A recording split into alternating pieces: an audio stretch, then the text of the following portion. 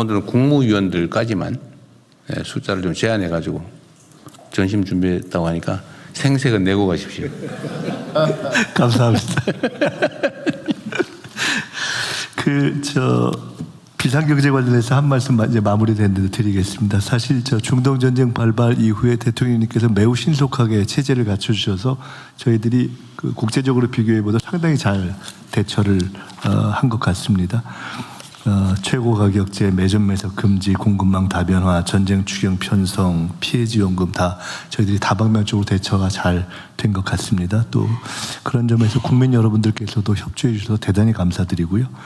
근데 이제 앞으로 남아 있는 과제들이 물가 안정이라든가 공급망 개선 등등 있긴 합니다만은 어제 발표된 과제를 중심으로 해서 대통령님이 또 미래지향적인 또 큰 과제들을 집중력을 갖고 좀 집중해 가셔야 되기 때문에 중동 전쟁의 국면이 한 단계 변하는 상황이어서 이후로는 이제 오늘 이후로는 이제 회의를 대통령님 주재하시는 회의보다는 비상경제는 총리와 내각 중심으로 하는 회의로 전환시키고 이렇게 가는 것이 좋을 것 같습니다.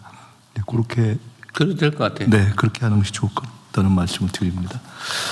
자, 그러면은 다음은 부처보고로 넘어가겠습니다. 의뢰 협상력 강화를 위한 제도 개편 방안을 공정거래위원장 중소벤처기업부 장관님께서 순서대로 보고해 주십시오.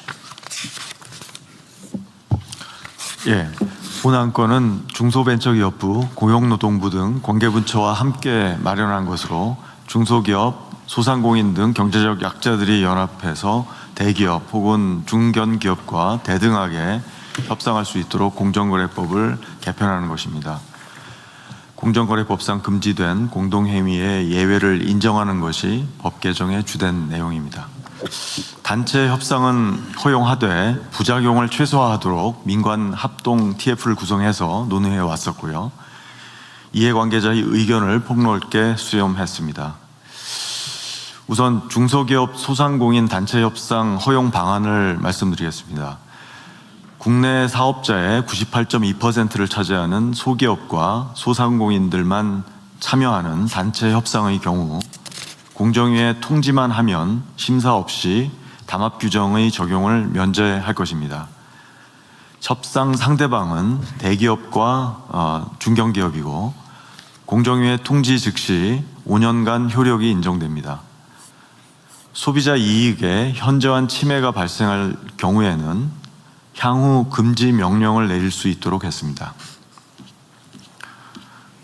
다음 페이지에 소기업보다 규모가 큰 중기업이 포함되는 단체 협상의 경우 소기업에 비해서 시장에 미치는 영향이 크기 때문에 거래상 지위와 관련된 최소한의 신고 요건을 추가했습니다. 그리고 신고 수리 후 3년간 효력이 있습니다.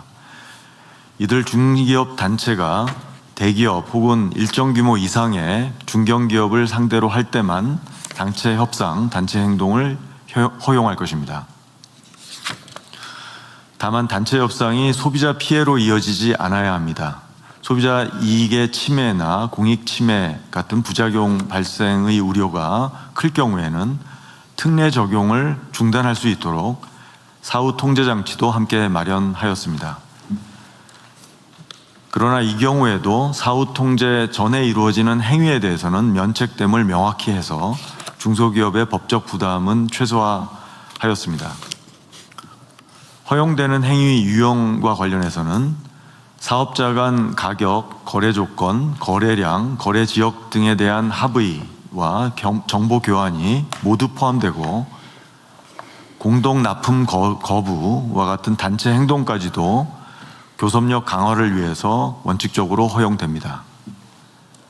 다만 입찰 담합의 경우는 제외하고 보이콧으로 인해서 소비자 피해와 같이 중대한 부작용이 발생할 경우에는 보다 강한 사후 통제 장치인 임시 중지 명령 부과를 통해 신속히 대응할 것입니다.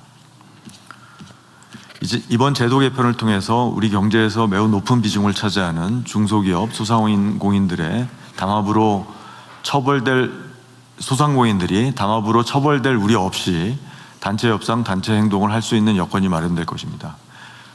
대등한 협상력을 통해 약자가 보다 유리한 거래 조건을 확보할 수 있는 여건이 마련되도록 했습니다. 예를 들어서 배달앱 입점 상인들이 배달 플랫폼과 수수료, 정산 주기 등의 거래 조건을 개선할 하기 위해 단체 협상을 활용할 수 있고, 하도급 기업들도 대기업의 납품 단가 인하 요구 등에 대해서 공동 대응할 수 있습니다. 다음으로 노동조합에 대한 공정거래법 적용 제외 방안을 말씀드리겠습니다. 단체 행동을 허용하는 대상은 설립 신고된 노동조합 및 소속 노동자, 설립 신고되지 않았더라도 법원 판결 및 노동위원회 결정으로 지위를 인정받은 노동조합 및 소속 노동자, 그리고 특수고용직으로 분류되는 노무 제공자들입니다. 이들의 단체 행동을 공정거래법 적용 대상에서 제외함으로써 이들이 공정위 제재를 걱정하지 않고 노동권을 행사할 수 있게 하였습니다. 이번 제도 개편을 통해서 헌법상 기본권인 노동 3권을 보다 실질적으로 보장할 수 있게 될 것입니다. 오늘 국무회의 논의 결과를 토대로 관련 법 개정안을 마련하고 신속히 법 집행을 추진하겠습니다. 이상으로 보고를 마치겠습니다. 네, 준비를 아주 잘하셨군요. 어쨌든 이 단계를 보장하되 담합으로 악용되지 않게 하는 게 중요한데 그건 잘 준비하신 것 같네요. 네. 그리고 이제 우리가 어떤 소위 개혁 조치를 할 때는 이걸 우리가 잘하는 것도 중요한데 이걸 제도화하는 게 중요하거든요. 이제 제도라고 하는 거는 이제 선의의 권한을 가진 선의인 사람들인 경우는 사실 제도가 필요 없어요. 잘할 테니까요. 철인 지배가 사실 제도를 필요로 하지는 않죠. 그런데 언제나 최악의 경우를 대비한 게 제도인데 네. 악용되지 않도록 네. 또는 다시 돌아가지 않도록 하는 조치가 필요합니다. 네, 이게 법제화하는 건 정말 잘하신 것 같아요. 네. 근데 그 이전에라도 무슨 이게 지금 국회 상황이 어떨지 몰라서 그런데 우리가 준비하고 있는 온갖 개혁 조치들이 결국 입법으로 이제 확정이 돼야 되는데 이게 사실은 입법이 많이 지연되고 있잖아요. 네. 잘 안 되고 있어요. 근데 그 사이에는 사실 못 하다 보니까 자꾸 문제가 발생하는데 그 전에라도 제가 다시 한번 강조를 드리는데요. 다른 부처청도 마찬가지입니다. 이 제도라고 하는 거는 반드시 법률로만 해야 되는 건 아니에요. 이게 헌법이 있고 법률이 있고 그다음에 이제 시행령 규칙 예를 들면 업무 지침 이런 게 이제 위계별로 지방자치단체는 조례 규칙이 있겠지만요. 이 모든 건 반드시 법으로 해야 된다. 그거 아닙니다. 그래서 다 법에 의존하거든요. 그래서 이게 법 제도가 완비되지 않으면 못하는 경우도 있죠. 법에 명시가 되어 있는 경우. 그런데 그게 법에 명시가 되어 있지 않으면 그 법률의 취지에 반하지 않는 범위 내에서 시행령이나 규칙을 만들 수 있다고요. 헌법 원리상. 그래서 입법이 안 되더라도 잠정적 조치로 예를 들면 지침을 만들든지 시행령을 대통령령을 만들든지 불령을 규칙으로 불령을 만들든지 아니면 업무 지침 같은 걸로 충분히 일은 할 수 있거든요. 예. 금지되지 않았다면. 예. 다른 부처청도 마찬가지입니다. 그래서 좀 권한 행사를 법률의 취지에 맞게 하시면 좋겠어요. 이게 너무 위축이 돼가지고 법에서 직접 명시적으로 허용하지 않으면 안 하는 게 지금 대세가 된 것 같아요. 이게 공직사회 전체가 얼어 있을 뿐만 아니라 지금 우리 국무위원들의 판단에도 그게 영향을 미쳐가지고요. 법이 없으면 안 하고 싶어. 그런 게 있어요. 근데 그럴 필요가 없습니다. 국민의 권리에 직접적 제한을 가하거나 국민에게 의무와 부담을 직접적으로 부과하는 게 아니면 예를 들면 어떤 제도를 운영하는 거는 그 행정은 재량이 본질이잖아요. 자유로움. 물론 한계가 있긴 하죠. 남용하면 안 되지만 일정 범위 내에서는 재량권이 있기 때문에 그 재량을 충분히 발휘하면 좋겠어요. 법이 입법될 때까지 최소한 수개월 또는 몇 년씩 특히 상임위가 야당이라서 안 하고 태업하고 이러면 아예 못 하잖아요. 그럼 그 일을 아예 못 하고 지금 그런 게 많지 않습니까? 1년 넘도록. 그래서 그런 부분들에 대해서는 재량권을 충분히 발휘하면 좋겠어요. 법제처도 그런 거 적극적으로 좀 권장을 해가지고요. 예, 그렇지 않아도 그 먼저 대통령님 말씀이 있으셔갖고 네. 각 부처에서 지금 그 추진하고 있는 법안들을 저희가 전수조사했습니다. 아, 그래서 전부 다 스크린에서 말씀하신 대로 시행령이나 이렇게 고시 같은 것으로 지침으로 가능한 부분들은 출연해서 각 부처하고 협의했는데 지금 각 부처에서 가장 애로사항으로 그 불수용 이유로 제기하는 게 예산 획득이 이제 상대적으로 굉장히 어렵다는 이게 이제 가장 큰 법률에 예로가. 의한 예. 뭐 정책이나 업무가 아니면 예산 배정이 안 된다 그런 거예요? 그게 아무래도 예산 획득이 어려운 실질적으로는 난 그 이해가 안 되는데 저 시행령이나 규칙이나 이것도 법인데 법규잖아요. 예 마찬가지 그렇습니다. 예. 그런데 거기 법률에 의한 것과 시행령에 의한 것이 같은 법규인데 예산 배정에 차별이 있다 이해가 안 되는데. 네, 차별이라기보다는 이제 새로운 어떤 사업 같은 거를 계속 이렇게 발굴했을 때 이제 한계 있는 제한된 그 예산을 아무래도 그 모든 그 새로운 사업에 다 배정하기가 어렵다 보니까 기획예산처도 이 점을 좀 감안을 해가지고요. 적극적으로 판단하는 게 좋겠어요. 네. 난 저 법제처장의 말씀이 약간은 납득이 안 되거든요. 이제 아무래도 국회 단계에서 예산을 심의하다 보면 국회에서. 법률적 근거를 어디에 두고 있느냐 이걸 늘 이제 기준으로 삼지 않습니까? 네. 그래서 뭐 예산 법률주의 이야기가 나오는 것인데 아마 그런 부분을 염두에 두고 한 얘기인 것 같습니다. 그게 다 일치하면 좋은데, 근데 입법으로 세상의 모든 행정을 규제한다는 건 말이 안 돼요. 입법은 큰 소위 말하면 틀을 정하는 거죠. 그 틀 안에서 자유롭게 어떤 긍정적 상황을 위해서 상황을 조성해 나가는 거. 이거는 행정의 재량이거든요. 행정의 특성이잖아요. 능동성, 재량성, 그다음에 공정성, 뭐라 하더라 내가 잊어버렸는데 일단은 행정행위를 하면 일단 유효하다. 공정성이라 공정력이라고 그러나요? 공정력 약간 맞습니다. 다 잊어버렸죠. 옛날 시험 본 지 오래돼가지고. 공정력이라고 그러죠.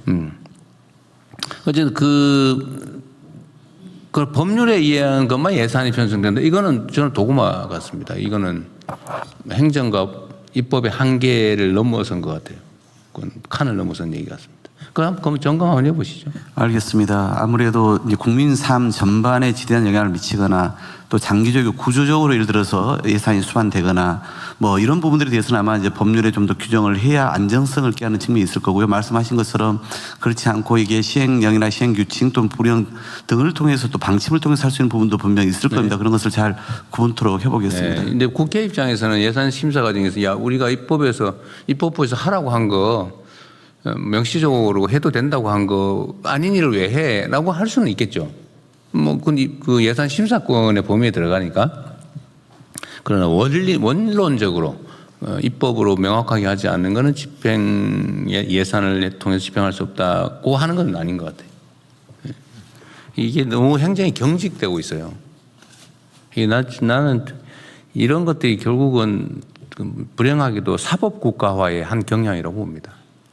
결국은 다 법률에 벗어나지 않으면 정당한 목적을 위한 행위는 해도 된다. 이게 행정의 대원칙인데 법에 없는 거 하면은 직권남용 뭐 이런 걸로 수사하고 감사하고 이러니까 무서워가지고 다 안 한 거예요. 행정의 적극성이 다 사라져 버렸습니다. 이게 정말로 위험하거든요. 우리가 적극 행정을 권장한다고 무슨 온갖 가지 조치를 한다고는 하면서도 사실은 명시적으로 법에 정해져 있거나 아니면 과거부터 해오던 일이거나 누가 시킨 거 아니면 절대 안 한다. 나중에 자기가 피해를 볼 수가 있으니까요. 이걸 고치지 않으면 우리가 추격은 가능한데 선도가 불가능합니다. 사례가 없는 거 안 해버리면 다른 사람이 한 거 따라가는 거잖아요. 다른 나라에 사례가 있어? 이렇게 묻잖아요, 우리가요. 왜 그걸 묻습니까? 그게 정당해? 바람직해? 효율적이야? 라고 물어야지. 누가 했어? 해서 뭐 실패 안 했어? 이렇게 하면 1등 못 하잖아요. 우리 총리님 너무 잘하실 것 같아요. 네, 그 사례가 있는 일을 하면 1등을 할 수는 없습니다. 그러니까 세상에 1등을 없는 따라가는 거죠. 일들을 해야 1등을 할 수 있습니다. 그러니까 우리 대한민국도 사실은 전 세계가 이제는 따라오는 추격자로 보는 게 아니고 대한민국은 뭘 하지? 이렇게 보는 상황이 돼 간다고요. 그냥 우리가 언제나 사례가 없는 거를 새롭게 우리 구상해서 나가야 되는데 이건 입법이 할 수 있는 게 아니고 결국 행정이 하는 거예요. 좀 더 능동적으로 각 부처가 좀 해주면 좋겠습니다. 그래야 우리가 1등 국가가 됩니다. 네. 2등 국가가 되면 안 되죠. 맞는 말씀이고요. 미국의 경우는 요즘 좀 지나쳐서 문제지만은 행정 특권, 즉 executive privilege라는 이름으로 의회 아닌 이 행정부에서 집행하는 것들이 많이 있습니다. 그렇죠. 거기는 뭐 불문법 국가라서 더 그렇죠. 근데 입법 우리가 한계에 좀 안 갇히면 좋겠어요. 그래야 우리가 모범이 될 수가 있습니다. 말이 너무 길었네요. 네, 다음 진행하십시오. 네. 다른 의견이 없으시면은 해당 보고는 원안대로 접수하고요. 중기부 안에 보고가 있습니다. 중기부 마지막 중기부 장관. 네. 중기부 장관으로 드리는 보고 마지막일 것 같습니다. 그 경제적 약자의 협상력 강화를 위해서 제도 개선 TF를 만들고 함께 그 안을 만들어주신 공정거래위원회에 먼저 감사드리고요. 이 방안을 토대로 해서 중소기업 협동조합에 대한 협의 요청권 부여 방안에 대해서 말씀드리겠습니다. 그 경제적 위치에서 불리한 위치에 있는 중소기업들을 위해서 중소기업들의 결사체인 중소기업 협동조합을 통해 협상력을 높이는 방안을 에 대한 의견들이 꾸준히 있었습니다. 지난 12월 중소벤처기업부 업무 보고에서 대통령께서도 힘의 그 불균형을 해소해야 한다는 점을 강조하셨고요. 여기에 중기 협동조합에 협의 요청권을 부여하는 방안을 우리 정부 국정과제로 추진하고 있습니다. 이를 위해서 중기부, 공정위 등 관계부처가 경제적 약자의 협상력 강화를 위한 제도 개선 TF를 통해서 단체 협상 행위에 대해 담합 적용을 배제하는 방안을 마련했습니다. 중소벤처기업부는 중소기업 협동조합법을 개정해서 중소기업이 대기업 등과 단체적 계약 체결할 때 결의 조건에 대해서 협의를 요청할 권리, 즉 협의 요청권 부여를 추진하겠습니다. 그리고 대기업 등 거래 상대방이 협의 요청에 반드시 응하도록 의무화하고 만일 협의 요청에 응하지 않을 경우에 대해서는 협동조합은 중기부에 조정 신청을 해서 협의 요청이 실제 협상으로 이어지도록 보완할 예정입니다. 공정위와 함께 마련한 담합 배제 방안을 통해서 이러한 협의 요청 관련 행위들은 담합 예외가 적용될 것이고 중소기업의 협상력 강화와 공정거래 질서가 조화를 이루도록 제도를 마련하겠습니다. 이미 국회에서 발의된 개정안이 있습니다. 이를 중심으로 해서 협의 요청권 부여를 위한 중소기업 협동조합법 개정을 추진하겠습니다. 이상으로 보고 마치겠습니다. 네. 예, 대통령님, 노동부 장관입니다. 네.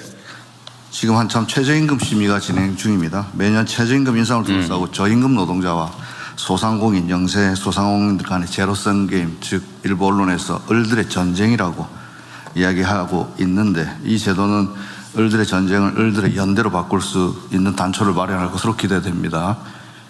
이것은 실질적인 경제민주화라고 저는 생각합니다. 저임금 노동자는 시장으로 나오면 소비자이고 이 소상공인은 비임금 노동자입니다. 우리 경제가 직면하고 있는 양극화, 특히 내수 부진은 동네 상권 붕괴를 막기 위해서는 지역화폐 등 여러 가지 조치도 필요하지만 근본적으로는 저임금 노동자들의 소비 여력을 올려줘야 되는데 이것은 자영업자의 비용으로 직결됩니다.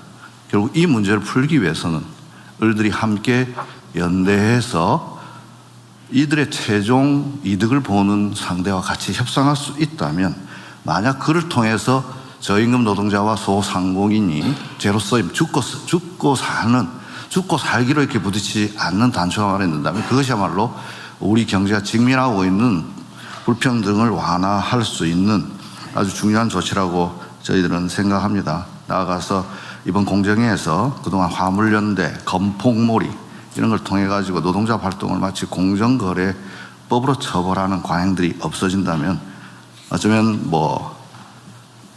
이를 통해서 희생됐던 많은 분들에 대한 조그마한 위로가 되실 수 있지 않나 생각하고 우리 노동부는 적극적으로 이 법 제정에 함께 하겠습니다. 이상입니다. 그 옛날에 건폭 수사 해가지고 건폭 수사가 그 사람들은 아직 수감되어 있는 사람은 다 나왔죠? 네, 그때 8.15 특사로 우리 정부 첫 번째 사면으로 나왔고 나오지 못한 분, 형이 확정되지 못한 분 제하고는 다 나와 있는데 그때 당시에 고 양해동님이 자기는 노동조합 활동을 했는데 왜 이런 공정거래 위반, 그 다음에 뭐 담합 이런 것으로 조사받는가 이런 것들에 항의한 사실이 있습니다.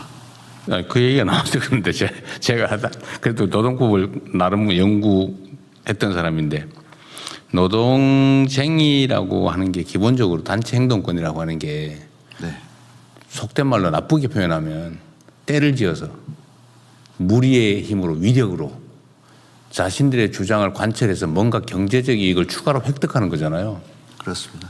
이 옛날에는 이게 소요죄, 그 뭐다음에 반란죄 이런 걸로 처벌했단 말이에요.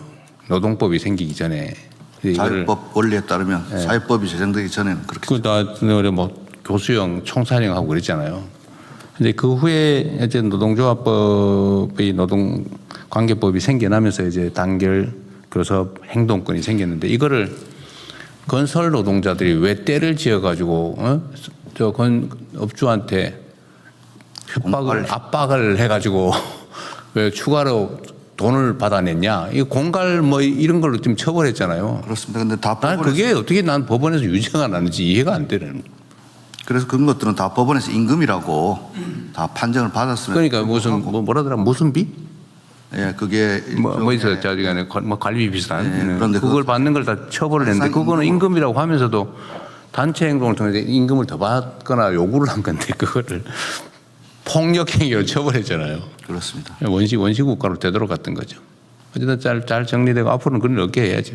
네, 그래서 이번 이 법이 제정되면은 그동안 그러한 그야말로 불공정한 관행들은 없어질 것으로 기대되고 노동조합 활동에 있어서도 그리고 더 나아가서 노동 3권을 보장하는 이유는 결국 국민 경제의 건강한 발전을 위한 것이기 네. 우리 경제가 직면하고 있는 이 불평등을 해소하기 위해서는 을들의 연대가 반드시 필요하다고 생각됩니다. 그렇습니다. 그냥 경제적 약자들, 사회적 약자들에게 어쨌든 단체로 힘을 모아서 대등한 교섭을 할 수 있게 해주고 이게 이제 합리적 의사결정, 합리적인 자원 배분이 가능하게 해서 그 사회 발전, 경제 발전을 사실 가능하게 하는 거죠. 근데 그 힘의 균형이 무너지면 독점하고 그다음에 과욕을 부리게 되고 어쨌든 자원이 비효율적으로 사용되면서 그 사회가 발전을 못 한다고요. 그래서 만든 제도인데 그렇습니다. 잘 지키도록 하십시오. 네, 그렇게 하겠습니다. 뭐 마침 청와대 수석도 같은 조직 출신 아닙니까? 잘 모시도록 하겠습니다. 네. 네, 그러면은 원안대로 접수하고 넘어가겠습니다. 사회연대 경제발전 종합계획을 행안부 장관님 보고해 주십시오. 네, 사회연대 경제발전 종합계획을 보고 드리겠습니다. 사회연대 경제가 지역 문제 해결과 공공서비스 공급의 핵심 주체로 성장할 수 있도록 20개 관계부처와 함께 146개의 과제를 담은 종합계획을 마련했습니다. 내일 민선국이 지방자치정부의 출범을 앞두고 이 계획을 보고드리게 돼서 대단히 의미 있다 생각을 합니다. 왜냐하면 정책은 중앙정부에서 만들지만 실제로 사회연대 경제 종합계획이 실행되는 것은 지방 정부와 함께 이루어질 수 있기 때문입니다. 그러면 분야별로 주요 추진 과제를 보고드리겠습니다. 먼저 공공판로와 성장을 지원하겠습니다. 공공서비스 위탁 시 우대 근거를 마련하고 돌봄, 환경 등 적합 사무를 발굴, 또 우수 모델 확산을 추진하겠습니다. 전수조사 결과 17,000건의 위탁 사무 중에 약 5%를 이 사회연대 경제 기업에 위탁하고 있습니다. 보건복지 분야가 53%로 가장 비중이 높았습니다. 이를 토대로 위탁 우대 방식과 선도 사례를 담은 안내 지침을 지방정부에 배포하고 평가와 재정 인센티브로 확산을 유도하겠습니다. 또한 공공구매 확대를 위해 의무 구매 제도를 도입하고 입찰 보증금 면제 대상을 확대하는 한편 경영 컨설팅, 사업화 자금, R&D 등 기업 성장을 지원하겠습니다. 다음 페이지입니다.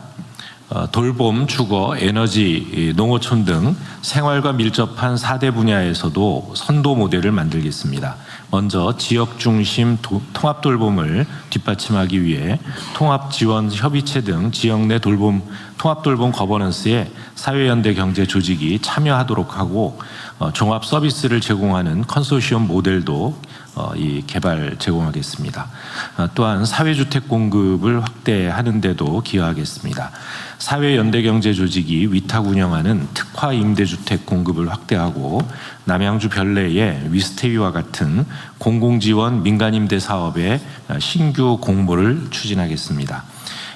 또한 햇빛 소득 마을을 연 700개 이상 차질 없이 조성하고 농어촌 지역에는 농촌형 조직 500개소 이상 육성을 통해 지역의 부족한 서비스를 보완하겠습니다. 다음입니다. 청년 사회연대경제 리더 양성에도 힘쓰겠습니다. 일경험 프로그램과 현장 경험 연계 교육 등을 통해 사회연대경제 직업 경로를 마련하고 청년 마을, 청년 기업 지원도, 청년 마을 기업 지원도 확대하겠습니다.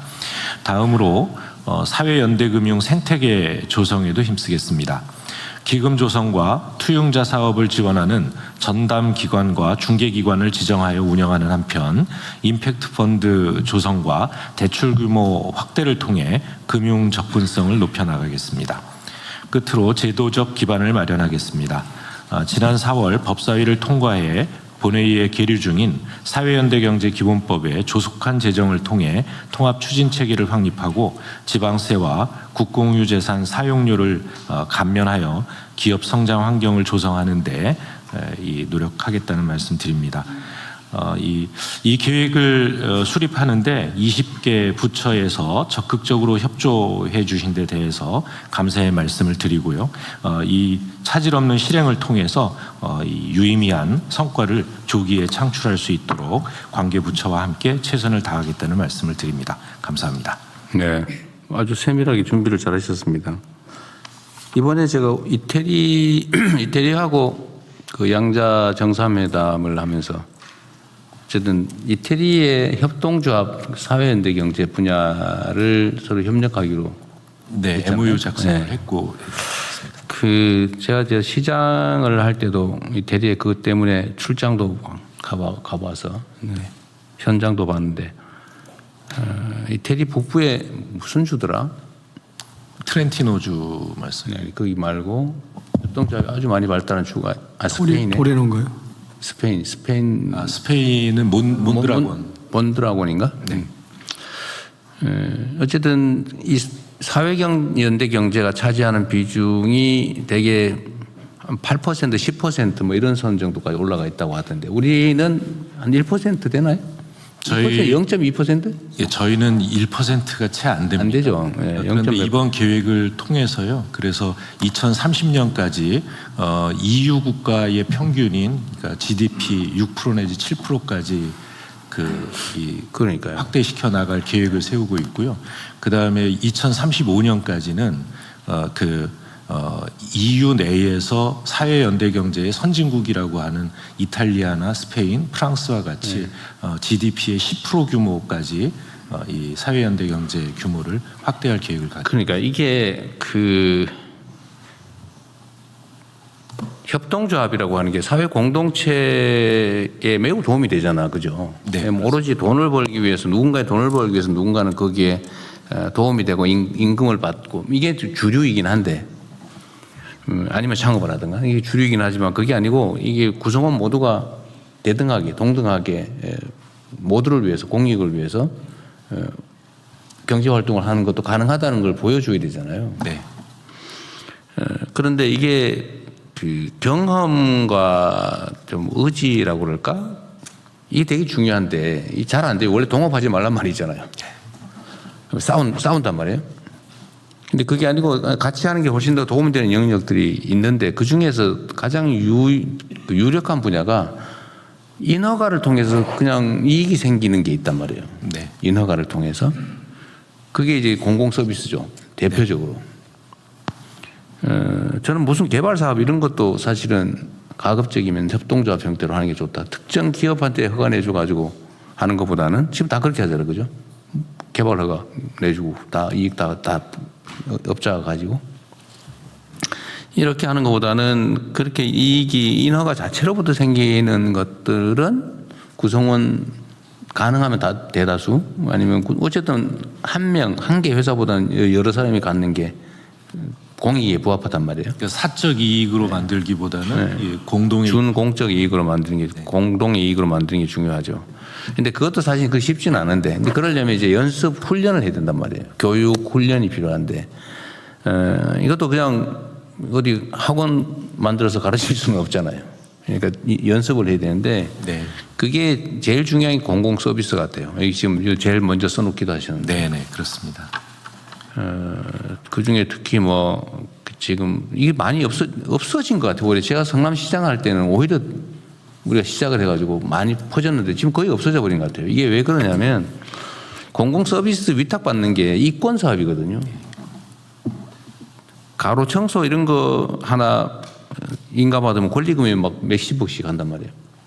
여전히 요즘도 상당히 비쌀 거예요. 그렇습니다. 수의계약 해주고 하니까요. 예. 근데 이거 그걸 사실은 청소 일하는 사람들에게 직접 일을 주면 산정된 인건비가 다 그 일하는 사람한테 갈 텐데 꼭 특정 업자한테 시장 친구, 군수, 삼촌 이런 데다 줘가지고 거기서 이거 띄어먹고 거기서 일을 시키니까 이게 부조리의 원인이 되지 않습니까? 착취의 원인이기도 하고. 그래서 이거를 최대한 좀 확대를 하겠다는 것 같은데 이거 좀 힘을 쓰면 실어주면 좋겠어요. 네 그렇게 이게 지방자치단체장, 지방정부 수장의 의지 문제거든요. 얼마나 청탁 많이 받았겠어요. 선거 때 도움도 많이 받았을 거고. 쉽지 않아요, 이게. 그래서 이거는 정부에서 좀 각별히 좀 힘을 써주면 좋겠습니다. 경쟁을 시키든지 아니면 모범적 사례를 가지고 불러다가 교육을 시키든지. 예, 그 새로 단체장 당선되신 분들한테도 적극 안내를 할 거고요. 그다음에 이 평가를 해서 저희가 이 재정 인센티브를 좀 세게 만들든지. 그렇게 계획을 세우고 있습니다. 그 비율 사실 늘리자고 마음먹으면 그리 어렵지 않거든요. 제가 성남시 시장 할 때 성남시가 거의 전국의 공공 이 사회경제의 내 경제의 몇십 %를 차지하는 대통령님이 거의 처음으로 하신 거죠. 그걸 따라간 데가 몇 군데 있습니다. 근데 이따가 나중에 쓱쓱 사라지고 있더라고요. 보니까. 아직 뭐 시흥 같은 데가 좀 남아 있어요. 그 후에 뭐 정부에서 인센티브는 그냥 오히려 제재도 하고 뭐 이래가지고 뭐 수사하고 이러니까 많이 없어져 버렸는데 이거 어쨌든 확장해 주면 좋겠고요. 그 뭐 돌봄도 그러고 할 게 정말 많습니다. 서비스의 질도 높아지거든요. 애정 가지고 하는 거하고 뭐 임금 받고 막 시켜가지고 하는 거하고 다르잖아요. 공공 서비스 질을 올리는 데도 매우 도움이 될 것 같습니다. 그걸 통해서 이제 훈련하고 또 교육도 되고 활동가가 생겨나고 그러면 이제 민간 영역을 확산할 수 있게 되는 거죠. 예. 대통령 한 말씀만 드리겠습니다. 기획처 장관입니다. 네. 대통령도 아시는 것처럼 이제 사연대 경제 조직 안에 지금 현재 재정으로 보자.